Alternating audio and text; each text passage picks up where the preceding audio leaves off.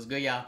And welcome to another preseason preview video. In today's video, we're going over the Philadelphia 76ers. In case this is your first preseason preview video of mine that you're seeing, basically what I do is recap all the offseason moves the team made, and then I look into the future and try to see what we can expect from this team in the upcoming season. Before we get into it, I want to remind you guys to leave a like on this video, subscribe to the channel if you already haven't. After this video, make sure you check out the link in the description. It goes to a playlist of all the other teams that I've done so far. And without further ado, let's take a look at the additions the Philadelphia 76ers made this offseason. Philly had a lot of money to spend in free agency, and they spent every bit of it. Starting off with the biggest move for them this offseason, of course, they brought in Paul George as a free agent, as well as guys like Caleb Martin and Andre Drummond, and then they used their draft pick to select Jared McCain from Duke.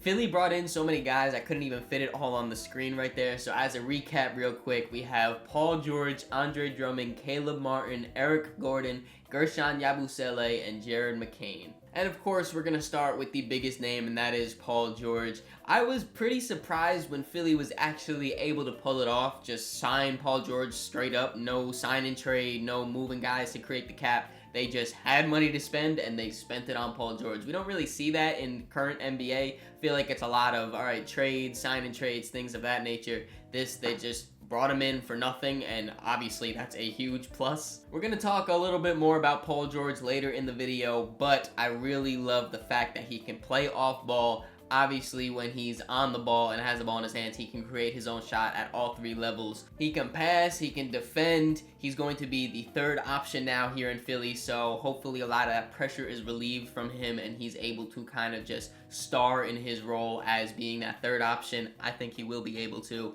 All around, amazing pickup for Philly. Again, we'll talk a little bit more about him later in the video. They also brought in guys on great value contracts, including Caleb Martin, who's only going to be making $8 million this season. I really like what he brings to their wing department. Gives them some length, gives them some defense, gives them a little bit of shooting. I guess we could still give him that, even though he's coming off a pretty down year. Just all around great role player to have on your wing. Also, Andre Drummond is only making about $5.5 million next season. For him to be coming off their bench for a while, it's been Joel Embiid's on the court, they're this productive. He goes off the court, they're this productive.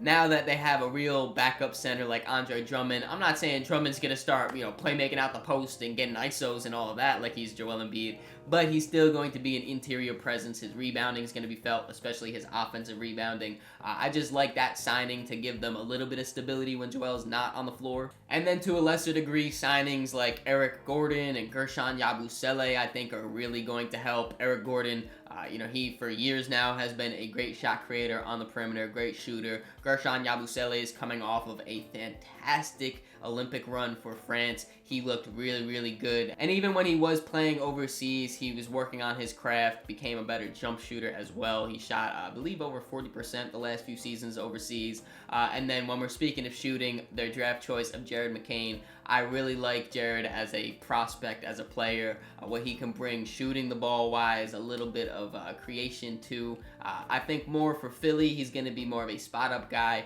Either way though, I love Philly's offseason. Obviously they couldn't bring in all of these guys while keeping everyone they had last year as well. So let's take a look at the guys Philly lost this offseason. The Sixers did lose some pretty important pieces to their team from last season, including guys like Tobias Harris, Nicholas Batum, and Paul Reed. I know when I was talking about the acquisitions, I said how I've loved Philly's offseason, but even when I look at the guys that they let walk in free agency, I love all the decisions that they made. It seems like everyone that was super, super important to their team last season, they were able to just bring back. Obviously, Joel Embiid, Tyrese Maxey, Kyle Lowry, they were able to bring back. Kelly Oubre, they were able to bring back as well. And then the rest, they were like, all right, how can we really maximize our talent here? Get players that fit alongside Joel, that fit alongside Tyrese Maxey, that fit alongside our new bringing in guy of Paul George. I love every move that they made every step of the way. Obviously, Tobias Harris is a talented basketball player. He's in the NBA for a reason. But I don't think a single person in Philly is sad that he is not on the team anymore. And that's no disrespect disrespect to him, he just got a massive contract and never really was able to play up to that big contract. And then also when you throw in the fact that in the playoffs he was pretty bad in this first round versus the Knicks, I can really understand why Philly fans are happy that he's gone. And when you think about it from a basketball perspective or a production perspective, yeah, Tobias was their third leading scorer on the team, but they're subtracting their third option of Tobias and replacing it with their third option of Paul George. Again, I don't think anyone in Philly is upset. And then these other guys that I listed, they were important, but to a lesser degree. Nicholas Batum, when he got there, it was very obvious he didn't want to play in Philly. He threatened to retire when he got traded there for James Harden. So I really wouldn't expect them to be able to kind of bring him back in free agency either. He was productive, though, when he did play. He shot the ball pretty well. He defended pretty well. It's pretty much all you can really ask for from your wings. And then B-Ball Paul Reed, shout out to him. He was the backup for Joel for the last few seasons now, and he played all 82 games last year. He started some games when Joel was out with injury also. But like I was saying when I was talking about Andre Drummond, I feel like they needed a little bit more of an interior presence. B-Ball Paul, I mean, he's pretty solid defensively, but offensively he's not really giving you too much. It just left a really big void from Joel because you don't get the scoring, you don't get much of the rebounding. Like I said, defense was pretty solid, but you know, it's still a drop off from Joel. Now I think Andre Drummond is going to be able to cover a little bit of those bases, not really the defense one, but the rebounding, a little bit of the scoring, and just fit better as a backup center for this team. And now that we have an idea of what this new look Philadelphia Sixers team looks like, let's take a look at a potential rotation. As you guys can see, there was a lot of roster turnover this offseason. In the starting five, though, we have Tyrese Maxey, Kelly Oubre, Caleb Martin, Paul George, and Joel Embiid. And then coming off the bench, we got Kyle Lowry, Jared McCain, Eric Gordon, Gershon Yabusele, and Andre Drummond. I am super excited to see this team play when the season starts. Other than my favorite team, the Knicks, they might be the number one team I'm most excited to see just because of how much of a roster turnaround it is, and I want to see Joel Embiid healthy play with this team. Before he got hurt last season, he was low-key the MVP frontrunner. He had it almost, I don't want to say in the bag because obviously he got hurt pretty early in the season, but when he was healthy to start off, he was that number one guy on top of majority of lists. Then he went down with the injury, missed pretty much the rest of the season, played a little bit towards the end, and then in the playoffs he was playing, but he still was not 100% as we saw, and he still was dropping 30 and 40 point games like it was nothing. I cannot wait to watch a fully healthy Joel Embiid play. And what I'm hoping is this added talent to the roster can kind of help Joel coast a little bit more, and then when he gets to the playoff time, he's actually healthy. Because for the last few seasons now, or pretty much his whole entire career, he hasn't really been healthy in the playoffs, and I think that's because he's had such a big load in the regular season that, you know, when it gets playoff time, those knees hurting a little bit extra, you know, the back's hurting a little bit extra, whatever it is, he's just feeling it more. So now that they bring in a guy like Paul George, now that Tyrese Maxey is starting to become a little bit more of his own player, hopefully these guys can kind of keep them afloat regular season wise. Obviously Joel is still going to get his buckets and still do his thing for sure, but hopefully he doesn't have to rely on getting 40 points for them to really win a game. I mentioned it a little bit before too when talking about Paul George, but I'm excited to see him in this new third option role. We've never seen him like in this type of role before. He's always been first option or second option. Now that he's coming over here, it's going to be Embiid, it's going to be Maxey, and then Paul George is going to have the third best defender on him most nights. He's going to be third on the scouting report most nights. And for Paul George, he should be able to really capitalize on that. I'm just thinking, like, imagine Joel Embiid, you know, Maxey throws it down to him on the post-up. He gets it on the elbow, and he's just kind of surveying. He takes his one dribble, they send the double, and you kick it out to Paul George. Paul George is either wide open, he can catch and shoot, knock that three ball down, or the defense is scrambling now, he can attack the basket, swing another pass, whatever it is. Just, I'm thinking about how fluid this offense could really look with these three super talented offensive players. And that's without thinking about how much better Tyrese Maxey could become. I don't really know where his ceiling is, but I know last season he's coming off a year where he won Most Improved Player while averaging 26 and 6. Then when he made it to the playoffs, he jumped it up even to a higher level, averaging 30 and 7 on better efficiencies. Like I said, I'm a Knicks fan. I was watching that in person on my TV. Tyrese Maxey was trying us. And if they're getting that Tyrese Maxey or even better next season, the league could seriously be in trouble. And now that we have an idea of what this team looks like, let's take a look at one of their biggest strengths. This team looks like it is built to be a great offense. I was just talking about their big three of Joel Embiid, Tyrese Maxey, and Paul George, and how great offensively those three are. And if you don't count those three, they had 4 other players that averaged double-digit points last season, and they have 6 players that shot over 37% from 3. I don't think I fully grasped how good the Sixers offense could be last season until I sat down and was doing research for this video, because their personnel, man, it could be really hard to stop. We've already kind of established that Joel Embiid is one of the most unguardable players in the NBA right now. When he's on the block, you have 2, maybe 3 options really. It's to just have him go one-on-one and just lay you at the basket or dunk you into the rim. You can foul him, which, you know, everyone on Twitter I know loves that he's so good at fouling and getting the foul call. You could do that to try to stop him, but he is an 80+% free throw shooter.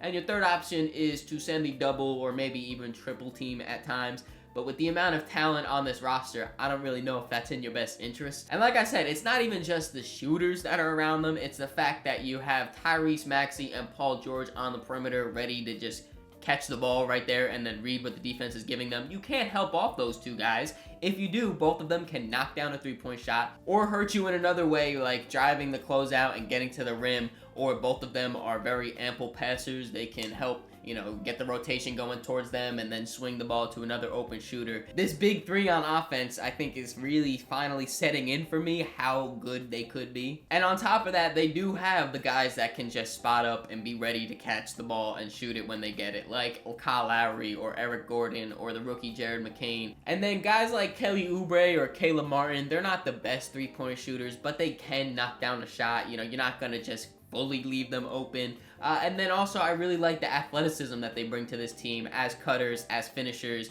getting out in transition. You know, we talked about the defense a little bit too, but just all around, I love the roster construction, and they could be a great offense and a pretty solid defense as well. No team is perfect though, as we all know, so let's take a look at one of their biggest weaknesses. The Sixers do have limited size on the wing. The 3 guys I'm pretty confident in are Caleb Martin, Kelly Oubre, and Paul George, as you see listed here with their heights. Beyond that though, it does get a little bit shaky. I want to start off by saying, the way I make these videos, every team has to have a weakness. Some are bigger than others, obviously, and when I look at this team, there's no glaring weakness. So I have to, you know, split hairs somewhere. And when I look at the team, they do lack a little bit of size. Obviously, you have those 3 guys that I just listed right there. And I do think that all 3 of them have great size and great defensive capabilities. So it's not the biggest issue. But when you look beyond those 3, it gets pretty rough. Besides Caleb Martin at 6'5", the next tallest guy would be Eric Gordon at 6'3". You can kind of see where that becomes a little bit of an issue. And then the next tallest guy besides Paul George at 6'8" is Gershon Yabusele, who's also 6'8", but he's more of a true power forward. I wouldn't really want him getting any minutes besides at power forward and maybe even small ball center, you know, and that's dragging it a little bit. I really think he's best as a true power forward, and I like the size that he brings, but I don't want him running out there on the perimeter as a wing. So when you look at the way the roster is constructed, at least 1 and most likely 2 of those 3 guys of Caleb, Kelly, and Paul have to be on the court at all times unless you're running a super small lineup, because they don't really have big guards either. Because of this size issue, I could see them giving some minutes to Ricky Council, who had a pretty good summer league. He was showing out. I don't know if he's going to officially be in the rotation, but if Eric Gordon starts the season off kind of slumping a little bit, or Jared McCain starts a little bit off, I could see them slotting in Ricky Council to give them a little bit extra size. Beyond that, they got guys like KJ Martin, but I don't really want him on the court that much. All around, like I said, it's not the biggest issue, but it's just the issue that I see. If I'm being honest, the real issue that I kind of wanted to talk about but didn't really know how to fully articulate it is the fact that Joel Embiid, like I mentioned before, hasn't been healthy for a playoff series or a playoff run basically throughout his whole career. Obviously, when you are one of the best players in the NBA, your team needs you to be healthy and needs you to be 100% when it matters most. So that's a little bit of a concern for me. But like I said, with the extra talent, maybe that can help him coast to be fully healthy there. And then on top of that, for the last few seasons now, Paul George hasn't really been consistent throughout the playoffs. Now that he is the third option, like I said, it's less pressure on him. So you don't need him to drop 25, 5, and 5. You know, you can kind of be chilling with a smooth like 17, 18 points most likely. But still, it's something to look at, I guess. And now it is time for my ceiling, floor, and expectations for the Philadelphia 76ers. Starting off with the ceiling, I have them as high as the 1 seed. I know in a lot of my Eastern Conference videos, I've talked about how I think the Celtics are on a tier of their own, and then it's everyone else. But with Kristaps being injured for the start of the season, maybe a little bit of a championship hangover, I could see a reality where the Celtics aren't the number 1 seed, and Philly has the talent to take that from them. How likely is that? I don't really know, but I guess their ceiling still is that 1 seed. And I mentioned my concerns when it comes playoff time for this team, but at their ceiling, they definitely have enough talent to make a deep run in the playoffs throughout the Eastern Conference. It would be a very tough matchup between teams like the Knicks or the Celtics or the Bucks maybe even, but I could see them beating all of those teams, making it to the finals. And at their ceiling, they are NBA championship contenders. I think they could win the championship. When you talk about the floor for the Sixers, I can see them being as low as the 4 seed. Like I mentioned too, I have the Celtics, the Knicks, the Sixers, and the Bucks kind of all in one little tier right here. There's one chunk of upper echelon Eastern Conference teams. So in this situation, they would fall to the bottom of that chunk right there at the 4 seed. And when you talk playoffs, that 4-5 matchup could be a little bit shaky at times. Like I mentioned before, I do have my slight concerns when it comes playoffs too for this team with their stars. So at their floor, I can see them losing the first round in a 7-game series, a very heart-wrenching 7-game series. And then when you talk about my expectations for Philly, I could see them being the 2 or 3 seed. I'll probably slot them in at that 3 seed though. I think they're going to have a very successful regular season. In the playoffs, I do think that they will win their first round matchup. When it comes to their second round matchup, though, it gets a little bit more shaky. They would have to go through a team like Boston or New York or Milwaukee, and I don't really know how confident I am in them beating any of those 4 teams, so I would say that they would lose a competitive second round series. What do you guys think though? Let me know down in the comments, where do you think Philly will end this year's standings? I hope you guys enjoyed this video. If you did, make sure to leave it a like, subscribe so you don't miss the next one. In the description, there's links to all my social media, so make sure you follow me on all those to keep up to date with me. Catch y'all.